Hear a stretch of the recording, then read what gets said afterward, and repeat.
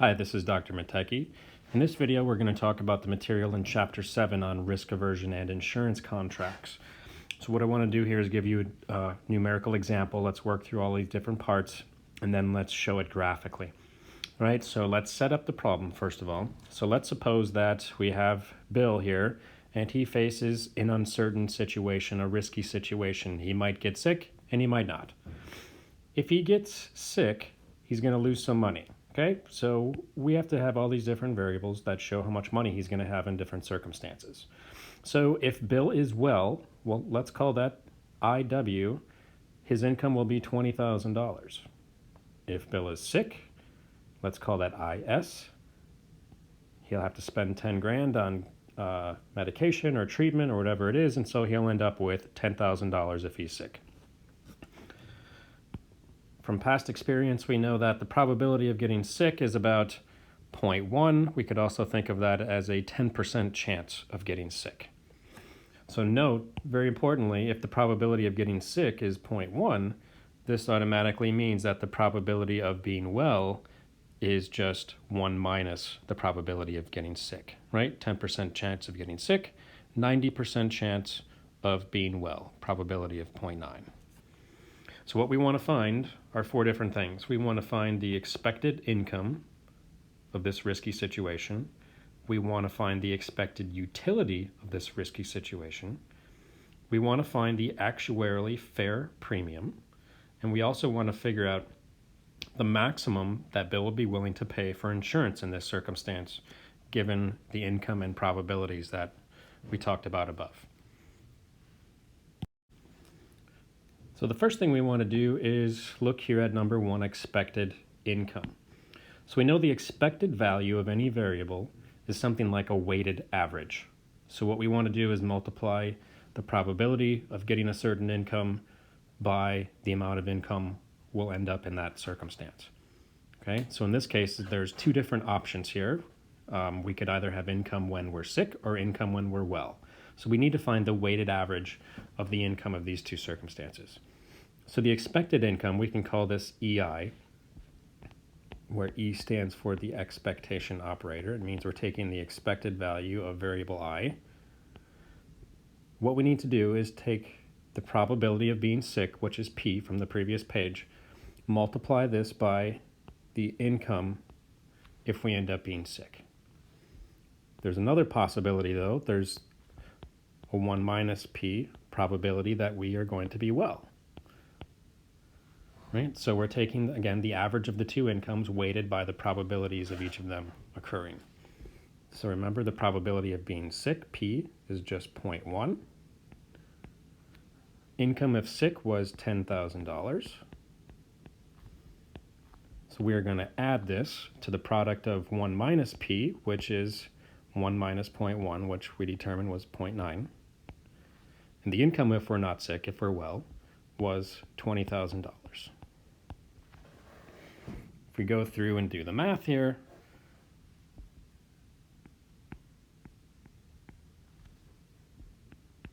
$1,000 plus $18,000 will give us $19,000. So what we can think about $19,000 is if we were to play this scenario over many times, the average income we'd end up with is $19,000. In any one circumstance, though, we either are going to end up with either 10 or 20. Okay, so we're not actually going to end up with 19 in any given circumstance, but again, that's the sort of average income we'll end up with. Next, let's move down here to number 2. Let's do the expected utility of this risky situation for Bill. So now expected utility, it's same sort of concept with expected value, but now we're taking the expected value of the utility value that Bill will receive in these 2 different possibilities. So in order to answer this question, first thing we need to do, please note here, you can't answer this question unless you know the utility levels associated with different levels of income.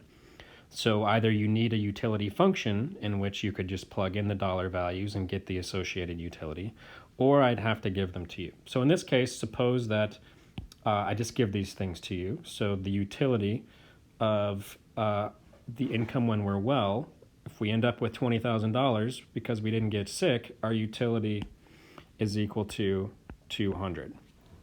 Let's also suppose that if we get sick and end up with $10,000, the utility, our happiness associated with $10,000 is 140. So in order to do this next calculation, we're going to do the exact same thing, but instead of the variable being the income level, the variables are going to be the utility of the income levels. So for instance, if we want to do the expected utility of these things, we need to know the probability of being sick and multiply that by the utility we will have if we're sick. And then we're going to take 1 minus the probability of being sick, which is the probability of being well, and multiply that by the utility we will receive if we're well. And again, IS and IW, U of IS and U of IW, are given above. So if we plug in the values now, our probability of being sick was 0.1. We're going to multiply this by the utility we'll receive if we're sick. So that was 140 from above. 1 minus P is 0.9, 90% chance we're going to be well. And the utility of our money when we're well, the utility of $20,000 is equal to 200. So again, we're taking a weighted average of 140 and 200, weighted by these different probabilities, is equal to 194.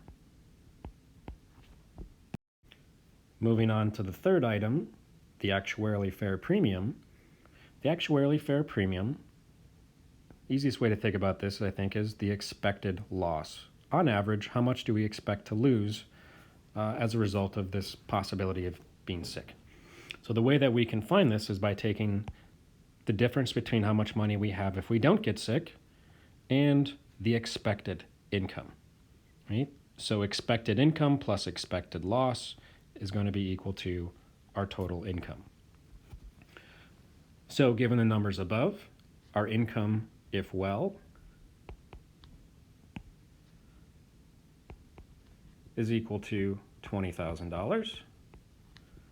We subtract the expected income, which was $19,000 from above. So our actuarially fair premium is equal to $1,000. If the insurance company charged $1,000 to Bill, then they would, on average, exactly cover the expected payout to Bill.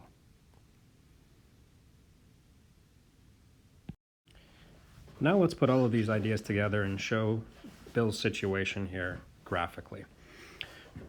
So in order for there to be any demand for insurance at all, Bill has to be risk averse. That is, facing this uncertain possibility of getting sick does not make Bill happy, right? So if we have someone who's risk averse, there's a particular relationship between utility and income that we can visualize.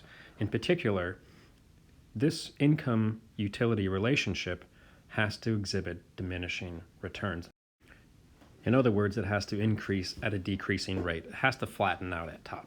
So if we draw a curve that flattens out at top, we can show something that looks kind of like this, even though that's a little bit ugly.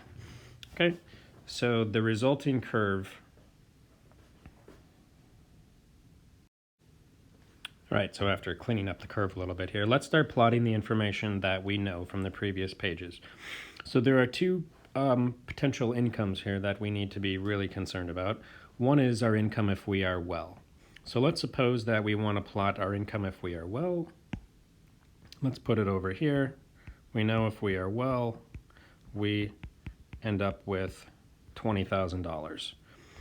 Okay, so we also know that the utility associated with being well was equal to 200. So we can go over to the y-axis and see that the associated utility with $20,000 was 200.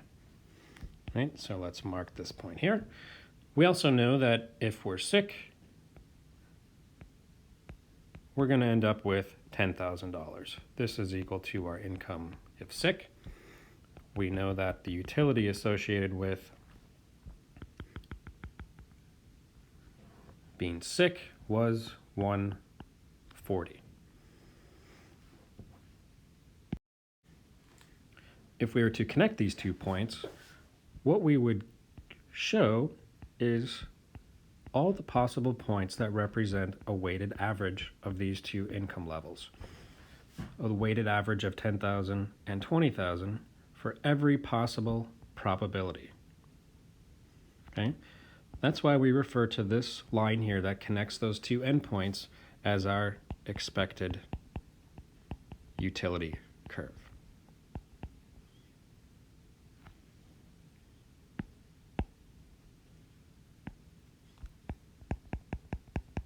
Expected utility, excuse me. So with the particular probability that we've chosen here, 10%, we found out that our expected income was 19,000. So let's just throw that down here. Scaling is not perfect, but remember this is our expected income. The expected utility has to be on this line that we just drew that connects the 2 points. We calculated that the expected utility was 194.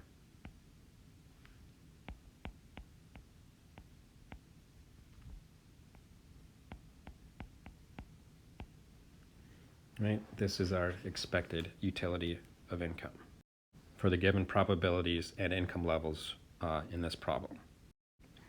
Importantly, notice that facing this illness is going to reduce our happiness. We can think of this discrepancy as the amount of happiness we lose because we face risk, right? We're risk averse. So we're less happy facing the prospect of an uncertain illness than we are getting the $19,000 with certainty. Finally, let's turn our focus to finding the max premium. So if we're going to find the maximum Bill would be willing to pay for insurance, let's focus your attention right here. In order to figure this out, we need to find the income level where our utility level is just equal to the point our utility level is when we're facing the risky proposition of being sick or well. Right? In other words, we want to set the utility of whatever this income level is to the expected utility of our risky situation, which was 194, which we calculated on the previous page. So where is that going to be? I think it's easiest to see this graphically, right? So we know that 194 is our expected utility of the risky situation. So what income level will give us a utility level just equal to 194? So what we should do is go right to the spot on the utility income relationship that gives us the same amount of utility associated with the expected outcome. So in other words, if we start here and we move in this direction until we hit the utility curve, we can drop down and find the income that's associated with this expected utility value of 194 that's up here.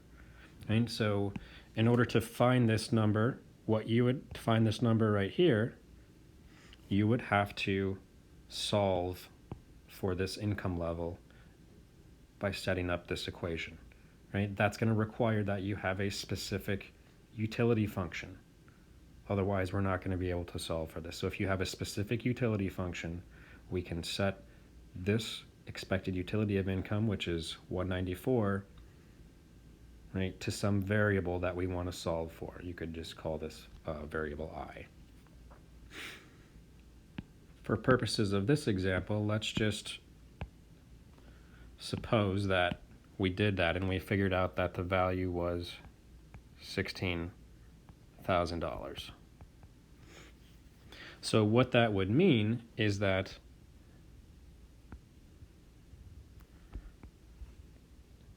the maximum we'd be willing to pay for insurance, the max premium would be equal to $4,000, which is the difference between our $20,000 income if we're well and the dollar value associated with the utility level of 194. So to summarize, Bill would be equally happy facing the illness, in which case on average he would end up with $19,000.